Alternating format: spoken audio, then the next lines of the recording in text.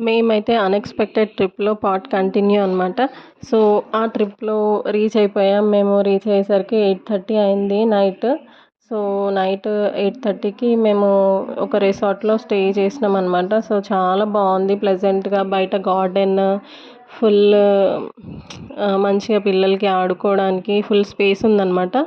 So, చాలా బావుంది. చాలా నచ్చింది గ్రీనరీ అంతా గూడా. జస్ట్ మేము ఉన్న రిసార్ట్ జస్ట్ సముద్రానికి ఒక 300 మీటర్స్‌లోనే ఉంది. సో, వాకబుల్ డిస్టెన్స్‌లోనే తీసుకున్నామనమాట మేము రూమ్స్ అనేవి రిసార్ట్‌లో. సో, చాలా నచ్చింది నాకైతే. సో, ఫుడ్ గూడా చాలా టేస్టీగుంది. మా పిల్లలు బాగా ఆడుకున్నారు. ఇంకా అసలు ఫోన్లే అడగలేదు. అక్కడికెళ్ళిన తర్వాత చాలా బాగా ఎంజాయ్ జేసినారు.